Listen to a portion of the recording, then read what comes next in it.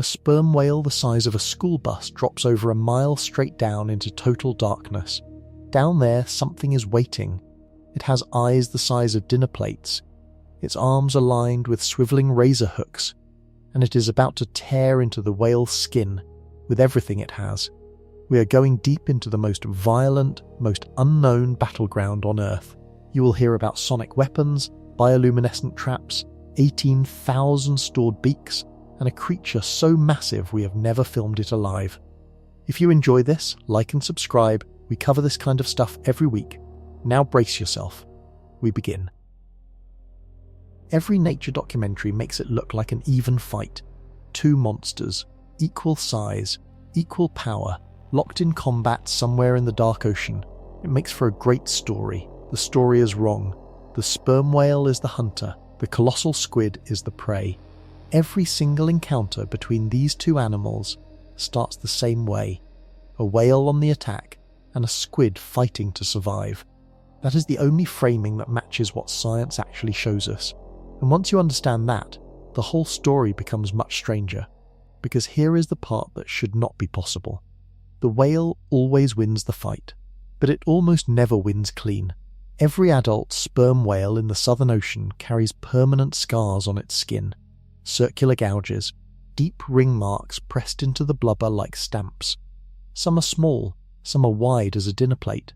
Scientists who study these whales have spent years mapping those marks, and every single one of them came from the same source.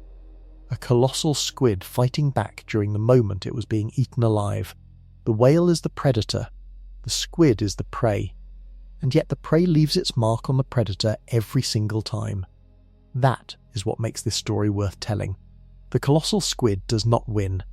Let's be clear about that. In the overwhelming majority of encounters, the whale surfaces with a full stomach and the squid is gone. But the squid does something remarkable on the way out. It makes the whale bleed. It gouges holes through thick blubber. It drives hooks into flesh deep enough to leave scars that last decades. For a creature that weighs 1,300 pounds going up against something that weighs 90,000, that is extraordinary. Now here is where most people get confused. They hear colossal squid and they picture the giant squid. Long, rubbery, tentacled, the kind of thing painted on old sailor maps. But the colossal squid and the giant squid are completely different animals. Different body, different weapons, different territory. We will get into exactly how they differ a little later, because the difference matters. What you need to know right now is this. The colossal squid is built for the deep. Its body is shorter than the giant squid, but much, much heavier. It is dense, muscular, armed, and it lives in a place so extreme that the pressure alone would crush a human being like an empty can. The battlefield where these hunts happen is not somewhere humans can go and watch. Every piece of information science has about these encounters comes from dead animals, floating remains, and stomach contents pulled from whale carcasses. No human being has ever filmed a sperm whale attacking a colossal squid. We have never seen it happen in real time. Everything we know is pieced together from evidence left behind. The scars on the whale, the beaks inside the stomach, the fragments of tentacle found drifting near the surface after a hunt. Scientists work like detectives at a crime scene, reading physical clues to reconstruct something that happened more than a mile underwater in complete darkness. And the picture those clues paint is brutal. The whale descends, the squid fights back. Both animals' surface changed by what happened below. But before we get to the fight itself, you need to understand the machine doing the hunting, because a sperm whale is one of the most sophisticated predators ever to exist on this planet, and the way it hunts is stranger than anything Hollywood has ever imagined. Picture a school bus, fully loaded, every seat taken. Now picture 67 more school buses lined up next to it. Stack all 68 on a scale. That is roughly how much a mature sperm whale weighs, up to 90,000 pounds. Now put a single large car on the other side of that scale, maybe a heavy pickup truck. That is the colossal squid. 1,300 pounds at its absolute maximum. This is the matchup. This is the creature the internet calls a sea monster capable of terrifying the biggest predator in the ocean. And here is the thing. It kind of does. Not because the squid can overpower the whale. It cannot. The weight difference is so extreme that the outcome of every hunt is basically decided before it starts. The whale is going to win. The only question is how much damage the squid can do before it loses. The damage turns out to be significant. A sperm whale's skin is thick, dense, and layered with blubber that can run several feet deep in some areas. You might assume that 1,300 pounds of squid could not do anything meaningful to a body built like that. You would be wrong. The colossal squid carries weapons that can punch straight through that blubber and leave permanent scars in the tissue underneath. We will get to those weapons soon. First, let's stay on the size question, because the numbers tell a story that most people miss. The colossal squid is the heaviest invertebrate on Earth. Invertebrate means an animal with no backbone, no skeleton. The squid is essentially a massive muscular bag of fluid and organs held together by its own body tissue. Everything it has, physically speaking, is external. Its weapons are outside its body, its defense is speed and those weapons. Against an animal with a skeleton, muscles built over millions of years of ocean predation, and jaws that can close around a creature in one bite, the squid is already at a disadvantage. And yet scientists keep finding whales covered in fresh scars. Scientists keep pulling tentacle fragments from hunting sites near the surface. The evidence keeps showing that the squid does not simply surrender. Here is something that puts the weight gap into even sharper focus. The hunting dives where these encounters happen go over a mile straight down. The whale burns enormous energy getting there. It holds its breath for over an hour to make that dive worth it. The squid is not a minor snack. At 1,300 pounds, it is a meal worth the enormous cost of that dive. For a whale that relies on colossal squids for 3/4 of its diet in the Southern Ocean, missing a catch is a serious problem. The whale needs to succeed. It needs to surface with food. That pressure, that biological urgency, is part of what makes these hunts so violent. The whale is not playing around. It commits fully to every attack. The squid, meanwhile, is not trying to win. It is trying to live. And in that gap between winning and simply surviving long enough to inflict damage, the colossal squid found its own kind of power. The scars on the whale prove it. But size and weight are only part of the story. The squid chose a home that gives it every possible advantage on defense. A place so remote, so cold, and so deep that most of the ocean's predators never go there at all. Only one does. And we are about to find out why that place is so extreme it almost defies belief. Most of the ocean is not the battlefield. The colossal squid does not roam freely through tropical seas or cruise along coastlines where fishermen might spot it. It lives in one specific place on Earth, and that place is as extreme as any environment our planet has to offer. The Southern Ocean surrounds Antarctica at the bottom of the world. The water there sits just above freezing year-round. The winds drive massive waves across thousands of miles of open sea with nothing to slow them down. Ice shelves the size of states float along the surface. And underneath all of that, dropping down into freezing black water, is where the colossal squid lives. The squid did not end up there by accident. The Southern Ocean is exactly the kind of environment its body evolved for. Cold water holds more oxygen than warm water, which helps an animal that needs to move fast in short bursts. The extreme depth provides cover from most predators. The food available in those freezing depths suits the squid's biology perfectly. The problem is that one predator evolved along with the squid. A predator willing to travel thousands of miles to reach that freezing water, then plunge over a mile straight down into it. The sperm whale follows the squid. It goes where the food is, no matter how far or how deep. Adult male sperm whales are the ones doing most of this deep Southern Ocean hunting. Female sperm whales and younger males tend to stay in warmer waters. The large adult males, which grow far bigger than the females, push south toward the freezing Antarctic seas, specifically because that is where the biggest, most calorie-rich prey waits. A whale that makes this journey is serious. It is committed to a hunting strategy that costs enormous energy just to begin. The travel alone, thousands of miles of open ocean swimming, burns calories the whale needs to replace. Every dive into the deep is an investment. The squid at the bottom of that dive has to be worth it. And it is. A single colossal squid provides a huge calorie return for the effort.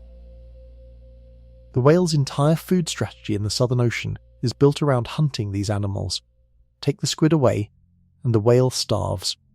That dependency runs even deeper than most people realize. Scientists studying sperm whale diets in Antarctic waters found that colossal squids make up roughly 3/4 of what those whales eat. 3/4. The whale is almost entirely reliant on a single prey species in that region. That makes the colossal squid the most important animal in the sperm whale's world, not because the whale fears it, but because the whale cannot survive without it. So the whale commits. Fully, completely, it pushes south through freezing swells. It arrives in water cold enough to kill most ocean predators. It prepares for dives that would be impossible for almost any other animal on Earth. And then it does something that should, by every measure of basic biology, be impossible. It holds its breath. For over an hour. And it drops straight down into total darkness. That descent is the next chapter of this story, and what happens to the whale's body on the way down is almost as extreme as the fight waiting at the bottom. The whale breathes in, one long breath at the surface, and then it is done. No more air for the next hour. Possibly longer. It tilts its enormous body downward and begins to sink. The first few 100 feet go quickly. Sunlight fades from blue to deep blue to a grey so dark it barely counts as light. At around 600 feet, the last traces of the sun disappear completely. Below that, there is nothing. Pure, absolute blackness in every direction. The whale keeps going. The pressure builds with every foot of depth. Pressure is the thing that makes this dive so extreme. On the surface, the ocean pushes on a body with a certain weight. Go down 600 feet, and that pressure doubles. Go down 1,200 feet, and it doubles again. By the time the whale reaches the hunting zone, more than a mile below the surface, the pressure on its body is over 40 times what it feels in open air. A human in that environment would be crushed in seconds. Lungs would collapse, blood vessels would fail. The body simply could not hold its shape against that force. The sperm whale's body was built for exactly this. Its ribcage can flex and partially collapse under pressure rather than break. Its lungs are designed to compress without damage. Its blood and muscles store oxygen so efficiently that the whale can function mentally and physically for the entire dive without breathing.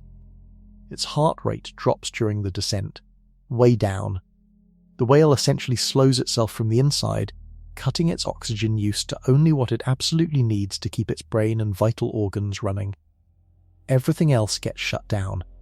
The body prioritizes. Only the critical systems stay active. By the time it reaches hunting depth, the whale has been descending for roughly 20 to 40 minutes. It arrives in a place where the temperature hovers just above freezing. The pressure is immense. There is no light. And somewhere out in that blackness, a colossal squid is moving.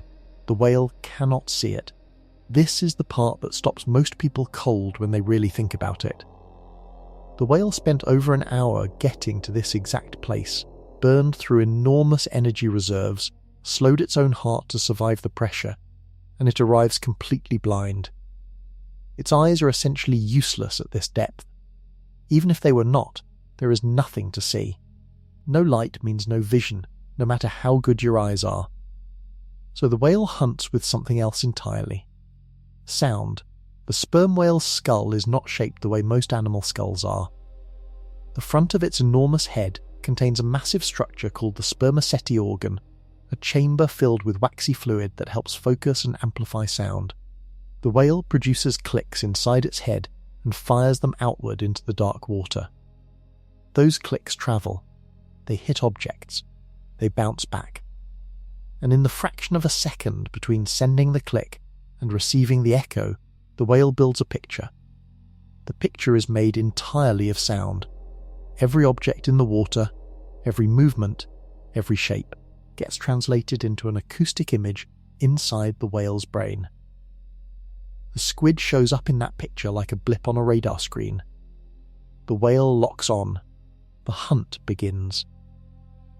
But the sonar is doing something even more extraordinary than simple navigation. Scientists believe it might be a weapon. And what it does to the squid next is something that will genuinely shock you. Most people hear the deep ocean and picture something vague.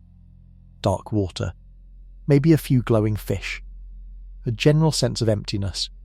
The reality is so much more extreme that it barely feels like the same planet.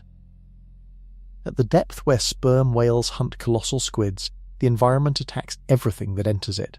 The pressure alone would kill almost any living thing on Earth. The cold would follow within minutes. The darkness is so complete that it is physically different from the darkness of a room with the lights off. There is no adjustment period, no shapes slowly becoming visible as your eyes adapt. There is simply nothing, in every direction, forever. Your body would feel the pressure before anything else. It would start squeezing from the outside, finding every hollow space and crushing it inward. Ears would rupture, sinuses would collapse, lungs would be pressed down to the size of a fist. The process would be fast. Cold would reach the body at the same time. The water at that depth sits just above freezing year-round. The Southern Ocean adds an extra layer of severity because its surface waters are already cold, which means even less warmth ever reaches the deep. A human body in that water would lose heat so fast that the cold would claim consciousness within minutes and life within an hour. The darkness is its own category of extreme. At the surface, even on a moonless night, some light exists. Light from stars, light from distant cities, light scattered through the atmosphere. Below 1,000 feet of ocean, none of that reaches. 0 photons. The kind of dark that exists in that zone is the same darkness you would find inside a sealed metal box buried underground. The eyes receive no information at all. And yet life thrives down there. Abundant, complex, often enormous life. The creatures that evolved in this environment solved the pressure problem by making their bodies mostly water, which does not compress the way air does. They solved the cold problem through slow metabolisms and specialized body chemistry. The darkness problem gets solved in a way that sounds more like science fiction than biology. Many deep-sea creatures make their own light. The process is called bioluminescence. Living organisms produce chemical reactions inside their bodies that create a faint glow. The colours are usually blue or green, the wavelengths that travel best through deep water. Some animals use this light to attract prey. Some use it to signal mates. Some use it as a kind of distraction when predators attack. The colossal squid lives inside this glowing world. It evolved alongside bioluminescent creatures for millions of years. Its enormous eyes are calibrated specifically to detect the faintest traces of this deep sea glow. And here is the thing that makes the battlefield so strange. When a massive sperm whale swims through water filled with bioluminescent organisms, its body disturbs them. It pushes them aside, brushes them, creates turbulence in the water around it. And the organisms respond to that disturbance by glowing. The whale, moving through the deep, accidentally lights itself up. It creates a faint blue halo around its own enormous body, a glow that the colossal squid's plate-sized eyes can detect from hundreds of feet away. The hunter becomes visible. The prey gets a warning. What the squid does with those few seconds of warning is what makes the encounter so violent. And the next piece of this puzzle is the weapon the squid carries on its arms, the weapon that turns a desperate escape attempt into something the whale feels for the rest of its life. The click starts deep inside the whale's head, not in its throat, not in its lungs. The sperm whale produces sound using a completely unique biological system found in no other animal on Earth. At the very front of its skull, behind that massive blunt forehead, sits a structure that takes up a significant portion of the head. Scientists call it the spermaceti organ.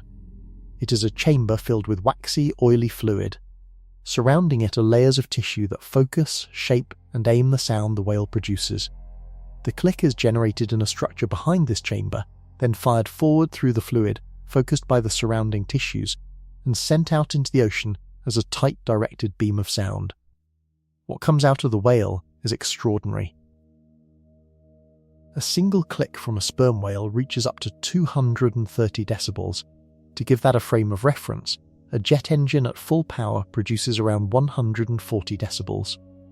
A gunshot is around 150.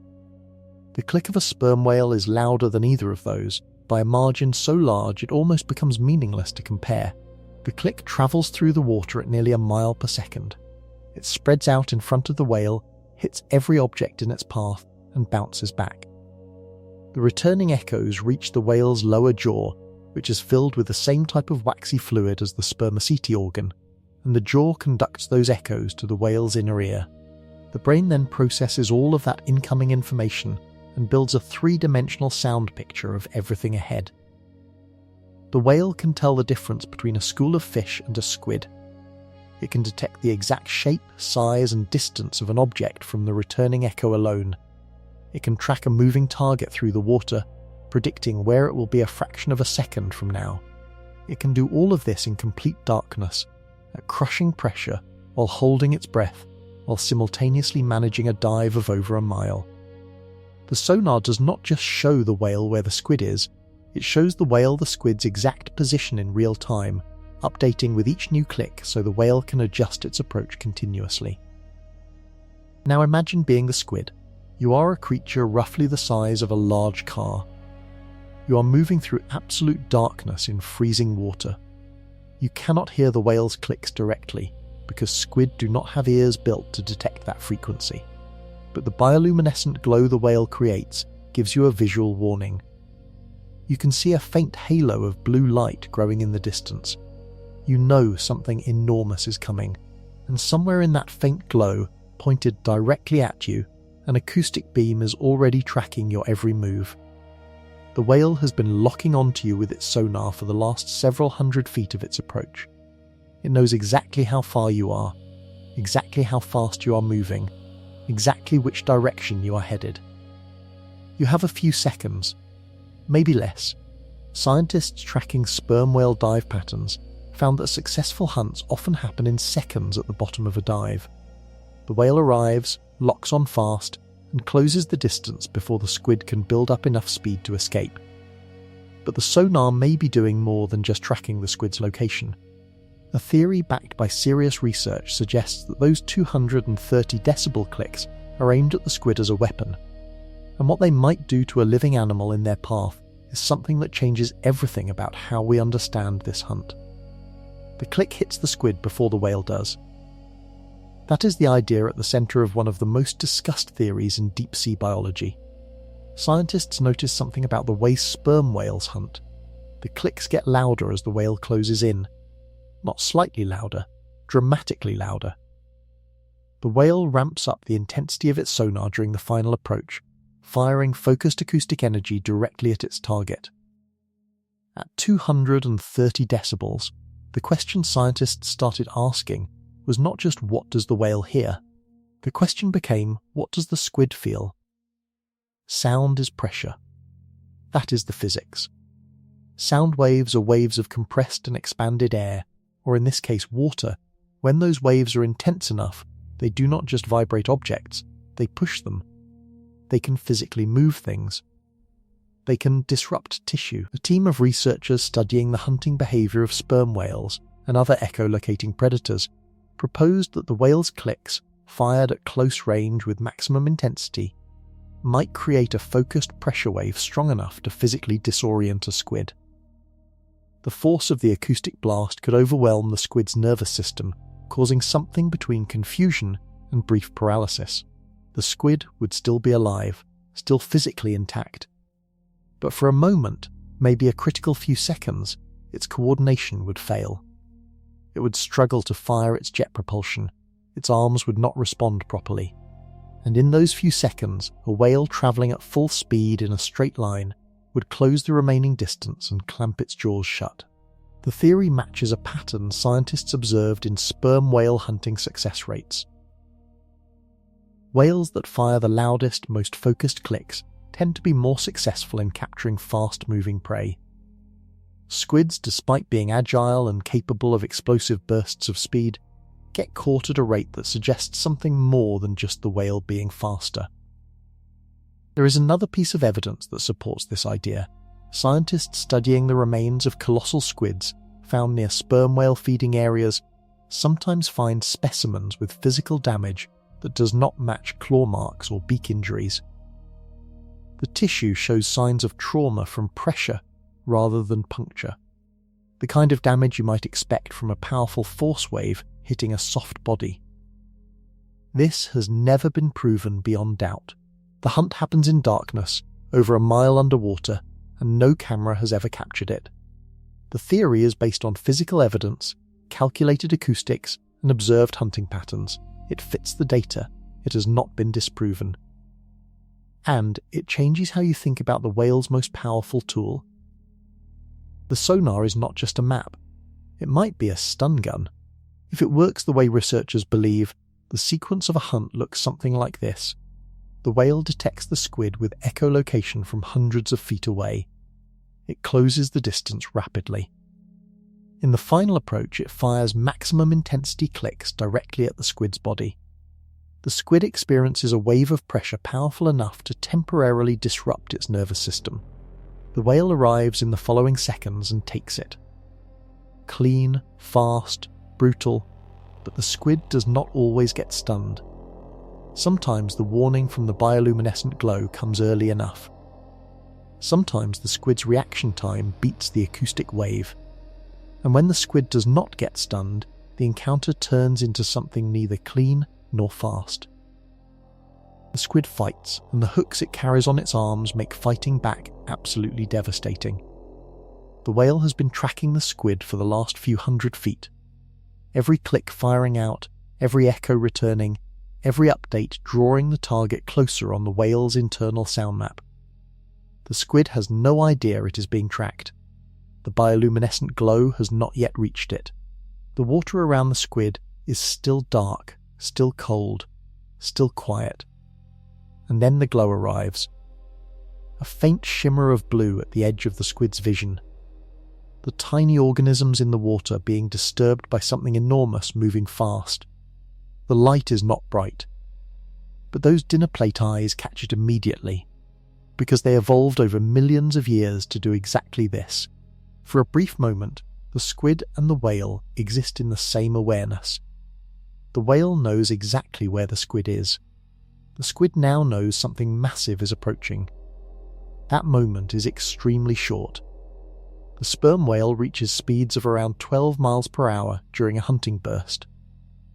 Underwater, with no wind resistance and the full force of its massive tail driving it forward, 12 miles per hour covers distance faster than it sounds. The squid uses jet propulsion, pulling water into its mantle and firing it out in a burst. At full sprint, a colossal squid can move quickly, but its top speed in short bursts barely edges past the whale's charge. The whale does not try to outswim the squid in a straight race. The sonar tells it exactly where the squid is going. The whale adjusts its angle of approach continuously, intercepting rather than chasing. It cuts off the squid's escape route, using the same predictive tracking that the echo data provides. The squid jets left. The whale is already angling left. The squid pivots. The whale has already accounted for it. There is a biological reality here that works in the whale's favour. The squid's jet propulsion requires its mantle to refill with water between bursts. In that fraction of a second of refill, the squid decelerates. The whale does not decelerate. It drives forward continuously. Each burst the squid fires gives it a moment of speed, then a moment of relative stillness. The whale uses those moments of stillness to close the gap. The final few feet of the approach happen in under a second. The whale opens its jaw. The lower jaw of a sperm whale is long and lined with teeth. Each tooth can be as wide as a human fist. The jaw swings down, the whale drives forward, and it closes around the squid in one motion. This is the moment most people assume ends the hunt. It does not end the hunt. The squid is alive. It is in the whale's mouth. And everything on its arms is now active. The hooks make contact with the inside of the whale's mouth, the whale's skin near the jaw, the tissue around the throat. The squid thrashes. It does not stop fighting just because it has been caught. Its arms curl, its hooks rotate and dig, and the whale begins to feel the damage immediately. What the hooks actually are, physically, anatomically, is extraordinary. They are not the simple suckers you find on a common octopus. They are something far more aggressive, and the way they work turns a bite that should end a hunt into the beginning of a brawl. Before the whale ever reaches the squid gets a warning. The warning does not come from sound. The squid cannot hear the whale's echolocation clicks the way the whale hears returning echoes. The squid has no ears built for that frequency. It cannot feel the acoustic beam sweeping across its body. As far as its nervous system is concerned, the water around it is still empty. But its eyes are scanning. The colossal squid has the largest eyes in the animal kingdom. Each one sits in the squid's head at roughly the size of a large dinner plate, 12 inches across. To compare, a human eye is about 1 inch across. The squid's eye is 12 times wider. The amount of light it can gather at any given moment is dramatically greater than anything a human, a fish, or almost any other ocean creature can manage. At extreme depth, where no sunlight reaches, you might wonder what eyes that size are actually looking for. There is no light to see. A larger eye in total darkness still sees nothing. Except the deep ocean is not in total darkness. It is in near total darkness. And that distinction is everything. Billions of tiny living organisms float through the deep ocean, and many of them produce bioluminescence. The glow is faint. In some places, faint enough that a human eye pressed right against it might not register it at all. But it is there. A diffuse, scattered, cool blue shimmer that exists throughout the water column. When something large moves through water filled with bioluminescent organisms, it disturbs them. The organisms flash in response to the pressure of movement, like tiny alarm lights triggered by contact. A moving whale, with its enormous body displacing water in a wave that spreads out ahead of it, triggers a ripple of bioluminescent flashes. Those flashes travel ahead of the whale. The squid's enormous eyes catch them. Scientists studying deep-sea vision in cephalopods found that the large eye size of animals like the colossal squid is specifically tuned to detect low-level bioluminescent movement at a distance. The eye collects enough light to register the faint glow from the whale's wake, even when the whale itself is still hundreds of feet away. The squid detects this approaching glow and gets a few seconds of warning, maybe 3 seconds, maybe 5. At the depth and speed of a hunting sperm whale, 5 seconds is not a lot of time, but it is enough to begin a response. The squid has 2 choices in those seconds: run or fight. Running means firing its jet propulsion and attempting to put distance between itself and the approaching shape. Fighting means holding position and preparing its arms. Most squids run. The jet fires, the body accelerates, and the squid tries to create enough distance to survive. But the whale's sonar has been tracking the squid's position and has already adjusted. The intercept is already calculated, and in most cases, the running squid finds the whale closing in despite the sprint. That is when the hooks engage. The decision to fight or flee collapses into a single moment of contact. The whale's jaws close.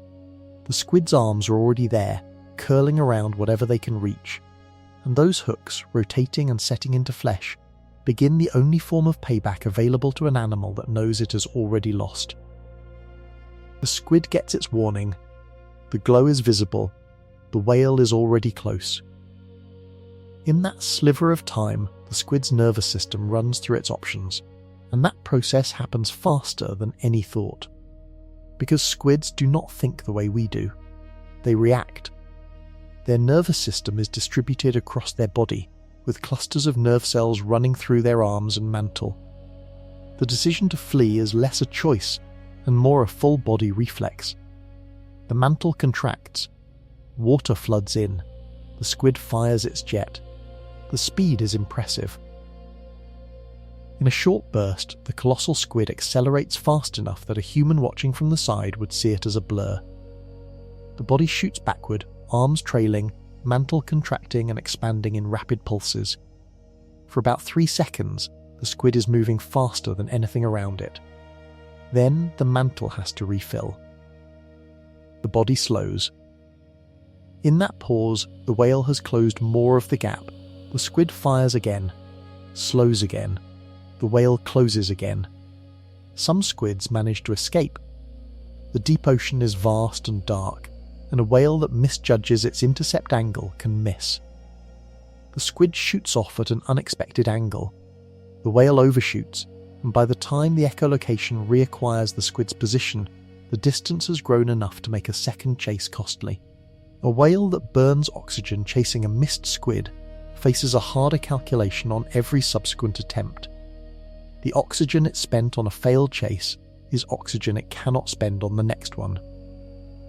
At some point, the cost of the dive exceeds the value of the meal, and the whale has to surface empty.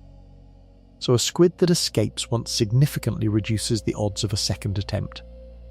But most squids do not escape. The whale's tracking is too precise. The intercept angle is too well calculated. The gap closes despite the sprints. And in the final moment, when the squid realizes the distance is gone, something changes. Some squids stop trying to flee and turn toward the threat. Researchers who have studied squid behavior in high-pressure situations found that when escape becomes impossible, certain squid species shift their response from flight to active defense. They spin. They face the approaching threat.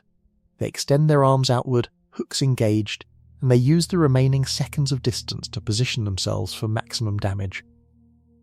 For the colossal squid, turning to face a sperm whale sounds suicidal, and in terms of outcome, it largely is. The whale still closes, the jaws still come down, but a squid facing the whale with arms extended and hooks active lands far more damage on the whale's face, mouth and throat than one caught from behind. The hooks drive into soft tissue around the jaw. They catch the skin near the whale's eye. They drag across the blubber of the head and neck. The whale still swallows the squid. But it bleeds getting there. And that blood, those scars, those permanent ring marks pressed deep into the blubber of the whale's skin are the evidence that scientists still find decades later on living adult whales cruising the Southern Ocean. The squid is gone. Its marks remain. And the weapons that made those marks are nothing like what you would find on any other creature in the ocean. What the colossal squid grows on its arms took millions of years to evolve into something genuinely terrifying, even for an animal 10 times its size. Most people know that octopuses and squids have suckers on their arms. Soft, round, rubbery cups that grip surfaces through suction. They work the way a bathroom suction cup works: press down, release the air, hold. The colossal squid has something different. Where a common squid might have smooth suckers, the colossal squid has rings of sharp, hardened material lining the edge of each sucker. These rings are made of chitin, the same hard material that makes up the shells of insects and crabs. The rings are not smooth. They are serrated, like tiny circular saw blades pressed into the rim of each cup. But that is only the beginning. On the 2 longer feeding tentacles, the colossal squid carries a different structure entirely. The suckers on those tentacles have evolved into swiveling hooks. They sit on a rotating joint, which means they can pivot freely in any direction. When one of these hooks catches on something, it does not just press against the surface. It rotates inward. It sets itself. Like a fishing hook driving into a catch, it angles itself so that pulling away from it drives it deeper rather than freeing it. Now picture 20 of these hooks, on 2 tentacles, all setting simultaneously into the skin of a sperm whale. The whale bites down. The squid thrashes. Every thrash drives those hooks further into the tissue. The more the whale struggles to swallow, the more force transfers through the arms and into the hooks. The more the squid fights, the deeper the hooks go. The whale's mouth and throat are heavily built, designed to handle the force of swallowing large, struggling prey. But the tissue around the jaw, the skin near the base of the lower jaw, and the softer areas around the whale's face are more vulnerable. Those are where the squid's arms make contact first. Those are where the hooks land. Scientists examining sperm whale skin found circular scar patterns that match the sucker rings of colossal squid arms precisely. The diameter of the scar corresponds to the size of the squid that made it. Some of the scars on large adult male whales measure wide enough to suggest the squid that left them was close to the maximum known size. What is remarkable is that these scars last for decades. The whale's skin heals, but the deep tissue damage leaves a permanent impression. Researchers have used the size and distribution of these marks to estimate how often whales encounter squids and how large those squids typically are. The hooks also explain something that puzzled scientists for years. When partial squid remains wash up near whale feeding areas, the arms are often torn away from the body. The tentacles come off during the fight. The whale's jaws close and the body gets pulled inward, but the hook sets so deeply that the tentacle detaches at the base rather than releasing. The whale ends up with hooks embedded in its skin that it carries for life. Divers examining live sperm whales in the wild have documented hook fragments embedded in scar tissue on multiple animals, physical remnants of fights that happened years or even decades earlier. The squid is eaten, its hooks stay behind, permanent residence in the body of the animal that swallowed it. And the damage is not limited to the whales outside. What happens inside the whale after it swallows the squid reveals something even more disturbing about this relationship, because the squid carries a weapon on its face, not just its arms. Every adult sperm whale in the Southern Ocean is marked. Run your hand across the skin of a mature male and you would feel the texture of a battlefield. Raised edges. Circular depressions. Ring-shaped marks pressed into the blubber in clusters, scattered across the head, the face, the flanks and the jaw. Each mark is a record of a hunt. Each circle is the signature of a colossal squid sucker or hook that made contact hard enough to leave a permanent impression. Scientists who study sperm whales have turned these marks into a research tool. The diameter of each scar corresponds to the size of the sucker or hook ring that made it. A larger circle means a larger arm. A larger arm means a larger squid. By measuring the diameter of scar rings on a whale's skin, researchers can estimate the size of the squid that produced each one, even if that squid was never caught, never seen, never recovered. This method of measurement has produced some striking results. Some of the scar rings found on large adult male whales are significantly bigger than anything that could have been left by the largest colossal squids ever recovered by science. The biggest confirmed colossal squid specimens, the ones physically brought to the surface and measured, produce sucker rings of a known size. Some of the scars on whales are larger than that known size by a meaningful amount, which means either the measurement method has some error built into it, or there are colossal squids in the deep ocean that are larger than any specimen science has ever recovered. Most researchers believe both are partially true. There is some variability in the measurement process, and there are almost certainly larger individuals living at depths that fishing equipment and research vessels have never reached. The scar map does more than reveal squid sizes, it reveals frequency. A whale covered in dozens of overlapping scar rings has clearly been hunting colossal squids for years. The density of marks tells researchers how active a hunter that individual was. Whales with the most scars tend to be the largest adult males, the ones making the deepest, longest dives into the richest squid territory. There is another detail buried in these scars that researchers found particularly haunting when they first noticed it. Young whales get scratched by squids too. a calf accompanying its mother will occasionally encounter squids and receive a few hook marks. The marks on a calf are small, matching the calf's smaller, younger body. But the whale grows. And as it grows, the skin stretches. A scar ring that measured a few inches across on a juvenile whale might stretch to several inches across on a fully grown adult. The mark expands with the animal, preserved and stretched across decades of growth. By the time that adult whale is swimming the Southern Ocean as a mature hunter, the scars it earned as a young animal have become large, impressive marks that look like they came from something enormous. In some cases, researchers had to account for this stretching effect to avoid overestimating squid sizes. The whale carries its history in its skin. Every hunt, every fight, every squid that drove its hooks home before being swallowed. The scars accumulate over a lifetime, building a physical record of hundreds or thousands of encounters with the most heavily armed prey in the ocean. And among all the weapons the squid carries, the hooks on its arms are only part of the story. Inside that same animal, right at the centre of its body, is a weapon that operates differently. Harder than the hooks, sharper in a different way, and far more dangerous to the whale's internal anatomy. A baby sperm whale is large by most standards. At birth, it already stretches over 10 feet long and weighs close to a ton. But compared to the animal it will eventually become, a newborn sperm whale is small. A fully grown adult male can reach 60 feet and weigh nearly 90,000 pounds. The calf has decades of growth ahead of it. In those early years, the young whale stays close to its mother. It nurses, it learns, it watches. Sperm whales are highly social animals, and calves grow up inside family groups called pods, where older females help watch over the young. The calf does not hunt colossal squids in the deep Antarctic waters. It is too small, too young, too inexperienced for those extreme dives. But it lives in the ocean, and the ocean contains squids of various sizes at various depths.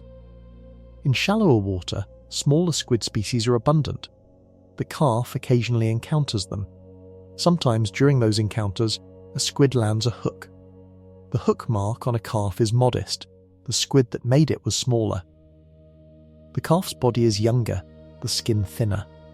The resulting scar might be a ring 2 or 3 inches across, a small circle pressed into the skin near the jaw or along the flank. The whale grows.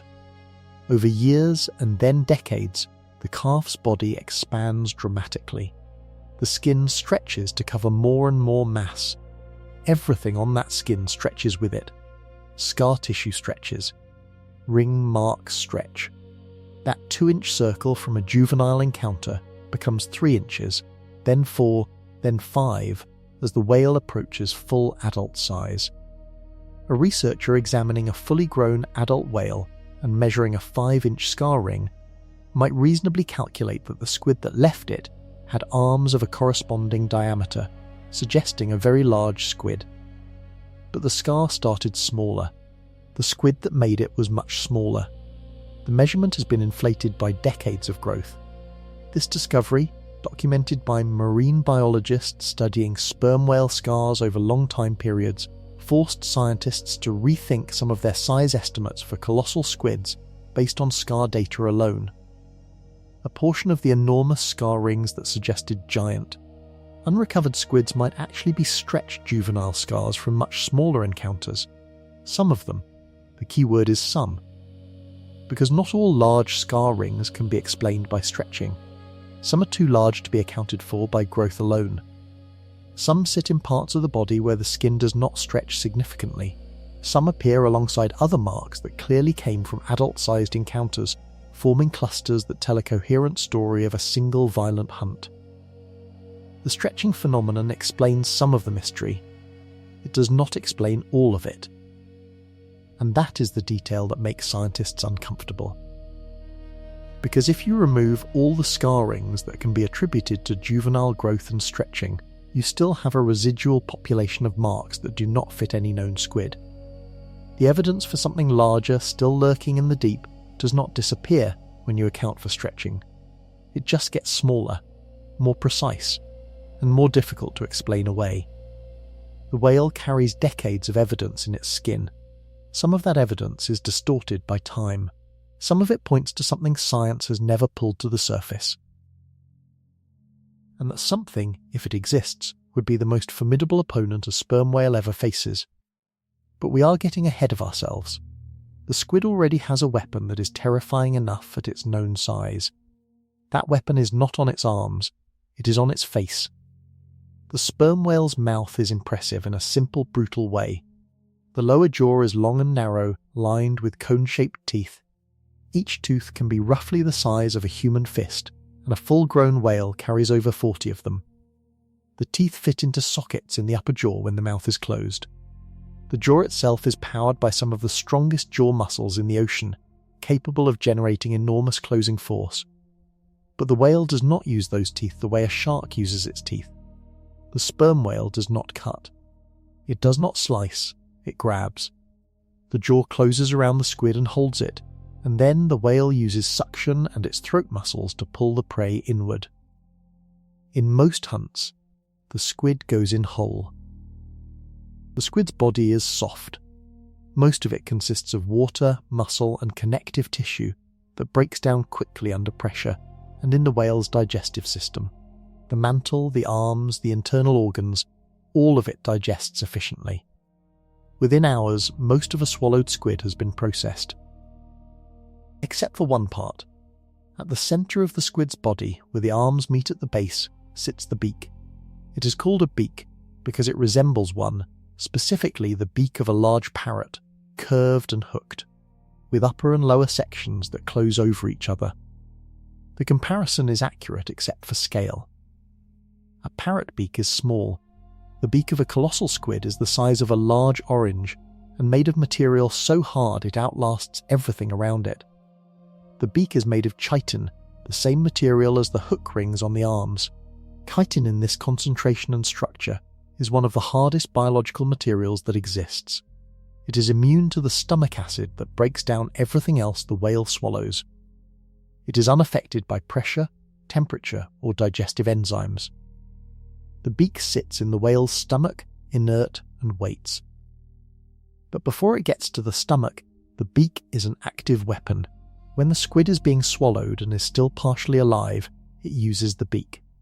The beak closes on tissue, it cuts.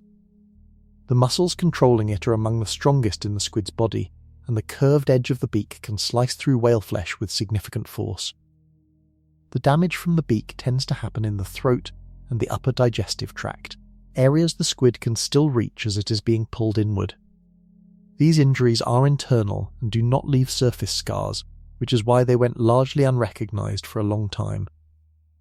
Internal examination of whale carcasses eventually revealed signs of beak damage in the esophagus and upper stomach. Cuts, punctures, tissue trauma consistent with a sharp, hard object being dragged through soft internal tissue. The whale swallows its prey alive. The prey cuts the whale from the inside while being swallowed, and then the beak arrives in the stomach intact, surrounded by the dissolved remains of everything else the squid was.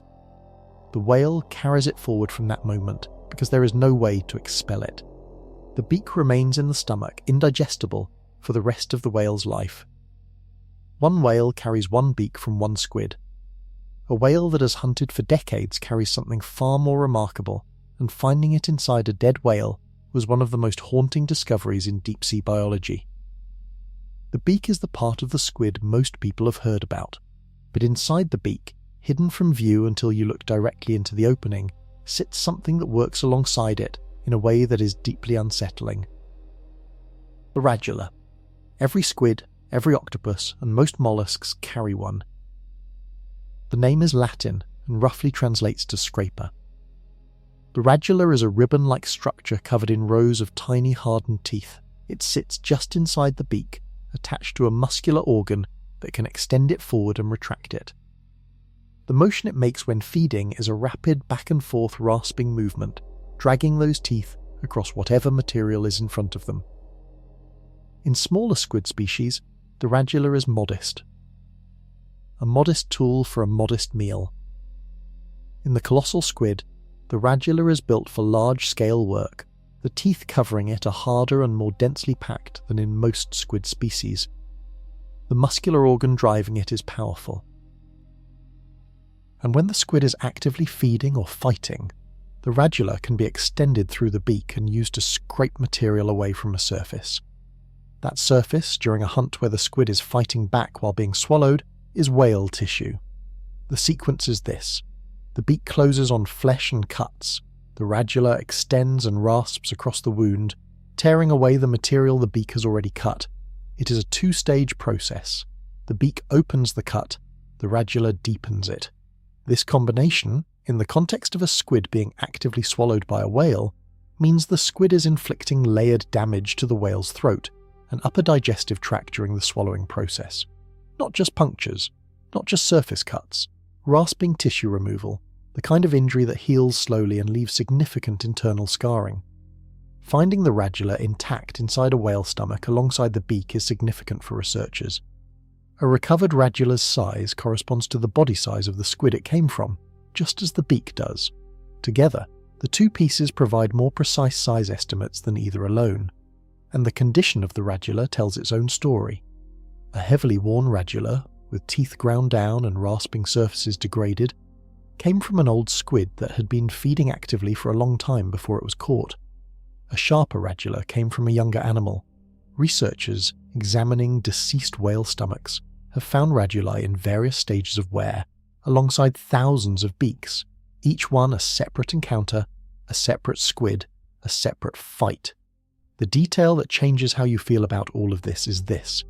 These internal weapons only matter if the squid is still alive when it's being swallowed. A dead squid cannot use its beak, cannot fire its radula, cannot do anything. The whale swallows the squid alive. The squid, still conscious inside the whale's throat, uses its beak and radula on the surrounding tissue. It is fighting from the inside. Eventually the squid dies, the soft tissue dissolves, the hard parts remain. The evidence of that final internal fight sits in the whale's stomach for the rest of the whale's life, alongside the evidence of every other squid that fought the same way and lost. And the sheer volume of that evidence, when scientists finally counted it all, produced a number so large it stopped researchers cold and forced them to completely rethink how often these hunts actually happen. The squid is caught, the jaws are closed, the whale has its meal. Now comes the problem. A colossal squid weighing up to 1,300 pounds is not easy to swallow, even for an animal as large as a sperm whale. The squid's body is dense. Its arms are long and muscular, still thrashing even after the jaw has closed. The hooks on those arms are setting into the whale's mouth and throat with every movement. The squid, even in the process of being eaten, creates enormous resistance. The whale is over a mile below the surface. It has been holding its breath for up to 40 minutes at this point. Its oxygen reserves are depleting. Every second it spends wrestling with a struggling squid is a second of oxygen used. Every muscular effort required to pull the squid deeper into its throat burns energy and burns air. The whale needs to solve this problem fast. Scientists studying sperm whale hunting behaviour observed something unusual in the body posture data collected from animals tagged with motion sensors. When whales were at the bottom of a dive in the final phase of a hunt, some individuals shifted their body orientation in a specific way. Rather than remaining horizontal, they angled upward, nose toward the surface, tail pointing down. The theory that emerged from this observation is elegant in its simplicity. Gravity works on everything. A squid weighing 1,300 pounds, caught in the jaws of a whale angled with its head toward the surface, experiences a significant downward pull toward the whale's throat. Water flowing over the whale's body as it moves also creates a current that naturally directs objects from the mouth backward toward the stomach. By tilting upward, the whale may be using gravity and water flow to help funnel the struggling squid inward. The squid's own weight does part of the swallowing work. Instead of purely muscular effort fighting against a resisting animal, the whale adds physics to the equation. The arms and hooks dragging against the throat still cause damage. But the process moves faster. The oxygen burned in the struggle decreases.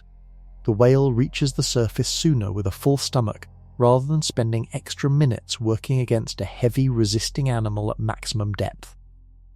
This has never been directly filmed or definitively proven. The evidence comes from motion sensor data and the mathematical modelling that researchers applied to the observed posture shifts. The physics support the theory. The behaviour pattern matches what the theory predicts. What it tells us is that the sperm whale, an animal we might be tempted to see as pure brute force, is actually using a precise and efficient technique developed over millions of years of hunting experience. The whale is not simply stronger than the squid. The whale is smarter about the mechanics of eating the squid. And the efficiency of that technique matters more than you might expect, because the whale is not making this dive once. It is making it repeatedly, across decades of hunting, thousands of times over a lifetime. Small efficiencies compound. A whale that burns less oxygen per hunt can make more dives per breath hold cycle. A whale that swallows faster spends less time at depth and surfaces sooner. Over a lifetime, that margin makes an enormous difference in how many squids the whale can catch. The squid, meanwhile, ends up in a stomach unlike anything else in the ocean. A stomach that turns almost everything into liquid. Almost everything. What the stomach keeps, undigested and indestructible, is what scientists eventually counted. And the number they found was shocking. The whale does not chew. This is worth stating clearly because it changes how you picture the entire hunt. The sperm whale's teeth are used for gripping. They close around the squid and hold it. But the teeth do not grind, do not slice, do not break the prey into smaller pieces before swallowing. The squid goes down as one unit. The mechanism that makes this possible is suction. The whale's throat is built for this. The muscles surrounding the esophagus can generate a pulling force strong enough to draw large, dense objects inward without requiring the prey to be broken apart first. It is a different evolutionary path from the cutting teeth and chewing jaw of a land predator. The whale traded grinding ability for suction power and an expandable throat that can accommodate prey of remarkable size. To picture the force involved, consider this. The same suction mechanism that pulls in a 1,300-pound squid also pulls in the massive amount of water surrounding the squid. The whale takes in both simultaneously. The throat then has to separate them, pushing water out through the sides while directing the squid backward. The baleen whales, like blue whales, use a similar water separation process. The sperm whale does it with a prey item that is actively fighting against the process. The squid, partially inside the throat and partially still in the mouth, thrashes. The hooks engage. The beak closes on tissue. The radula rasps. The whale's suction keeps pulling. The swallowing process for a full-sized colossal squid likely takes minutes, not seconds. Minutes of the squid actively resisting, inflicting damage to the throat and upper digestive tract, while the whale's muscles and suction drive it deeper. When the squid finally clears the throat and enters the stomach, the digestive process begins almost immediately. The stomach of a sperm whale is a powerful chemical environment. Enzymes break down protein rapidly. Muscle tissue, organ tissue, the skin of the mantle, the eyes, all of it dissolves within hours. The arms, with their hooks, take longer. The chitin in the hooks is resistant to the stomach acid, but eventually breaks down over days. Most of the hook material disappears. The beak does not disappear. The radula does not disappear. These structures are so chemically resistant that they outlast everything else and accumulate in the stomach over years of hunting. The squid's body becomes part of the whale. The squid's hardest parts become permanent residents of the whale's stomach, and the number of those permanent residents, counted inside the stomach of a single deceased whale, revealed something that forced researchers to completely revise their understanding of how frequently these hunts happen. One whale. One stomach. Up to 18,000 squid beaks. 18,000 individual encounters. 18,000 separate fights. 18,000 colossal squids, each one resisting, each one hooking, each one biting, each one adding its permanent mark to the inside of the same animal. That number changes everything about how you picture the relationship between these two creatures. The scars on the outside of the whale tell part of the story. The 18,000 beaks on the inside tell the rest. And the beaks are only the beginning of what scientists found when they started looking inside sperm whale stomachs in detail. Because the radulae were there too, and when researchers examined them closely, they discovered they could read them like a record of each squid's entire life before the hunt. What those records revealed was something nobody had predicted. The whale has been alive for 40 years. In that time, it has made thousands of dives into the freezing dark of the Southern Ocean. Thousands of hunts, thousands of squids caught, swallowed whole, digested down to their chemical components. 40 years of feeding, and the whale's body has processed all of it efficiently. Except for one thing. The beaks. Every squid the whale ever ate left a beak behind. The beak sat in the stomach after everything else dissolved, and the next meal arrived on top of it, and that squid's beak joined it, and the one after that, and the one after that. Decade after decade, the beaks accumulated, a growing collection at the bottom of the stomach, indestructible, patient, utterly permanent. When scientists examined a deceased sperm whale and opened the stomach, they expected to find squid remains. They expected beaks. What they found was a quantity so large it changed the entire framework researchers used to understand these animals. Up to 18,000 beaks. Inside a single whale, from a single lifetime of hunting. 18,000 is a number that needs a frame to feel real. Picture a large high school gymnasium packed with people, standing shoulder to shoulder across the entire floor. That is roughly 2,000 people. Imagine 9 of those gymnasiums. That is 18,000. Now imagine every single one of those people representing a separate, violent underwater battle in total darkness over a mile below the surface. Each one resulting in a struggling 1,300-pound animal being pulled alive down a whale's throat. That is the scale of what a single sperm whale accomplishes in its lifetime. The beaks also function as a biological archive. Each one preserves information about the squid that produced it. The size of the beak corresponds to the size of the squid's body.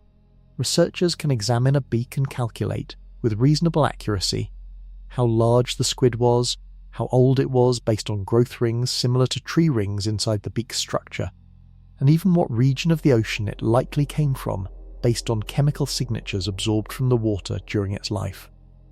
18,000 data points. 18,000 individual life stories compressed into hard chitin structures and stored inside one animal. Some of the beaks in a whale's stomach came from squids that died decades ago. The beak preserves long after the squid's body has vanished from the ocean entirely. In this way, a sperm whale's stomach is a kind of museum, holding physical records of animals that no longer exist, from encounters that happened in the most inaccessible place on Earth. Researchers who study squid populations have begun treating whale stomach contents as a primary data source, precisely because the beaks survive long enough to accumulate in useful quantities. The stomach contents of a single deceased whale can provide more data on colossal squid population size, age distribution, and size range than years of direct deep-sea sampling. The whale hunts without knowing it is collecting data. The squid fights without knowing it is being archived. And among those 18,000 beaks, some are larger than any colossal squid ever pulled from the ocean alive. Larger than the biggest confirmed specimen. Larger than anything the record books contain.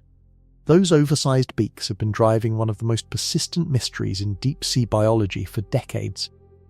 And the answer to what produced them requires going somewhere even science has barely reached, into depths where even the most advanced research equipment struggles to function, where something may be waiting that would make even a sperm whale hesitate. Most people use the names interchangeably. Giant squid. Colossal squid. Same animal, different label. The confusion is understandable because both names suggest something enormous, and both animals are real. They are completely different creatures. The giant squid is longer. Its body, including its two long feeding tentacles, can stretch to around 43 feet from the tip of the mantle to the end of the tentacles. That length is genuine and genuinely impressive, but the giant squid is built narrow. Its body is relatively slim for its length, like a very long, thin tube. Its overall mass is much lower than its length suggests. The colossal squid is shorter. Its total length, including tentacles, reaches around 23 feet at the largest confirmed specimens. Against the giant squid's 43 feet, the colossal squid sounds smaller. It is heavier by a large margin. The colossal squid's body is dense and thick. Its mantle, the main tube-shaped section of its body, is wider and more muscular than the giant squid's. The arms are stockier.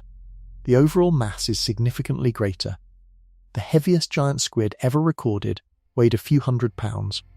The heaviest confirmed colossal squid came in close to 1,100 pounds, nearly 3 times heavier, despite being nearly half the length. The weapons are different too. The giant squid carries suckers lined with serrated rings, similar in concept to the colossal squid, but different in structure. The colossal squid's distinctive feature, the rotating hooks on its feeding tentacles, is something the giant squid does not have. The colossal squid's hooks are considered more dangerous, more capable of inflicting severe wounds on large prey. Their territories do not overlap in any meaningful way. The giant squid ranges across most of the world's oceans, from the Atlantic to the Pacific, found at extreme depths, but across a wide geographic spread. The colossal squid is a Southern Ocean specialist.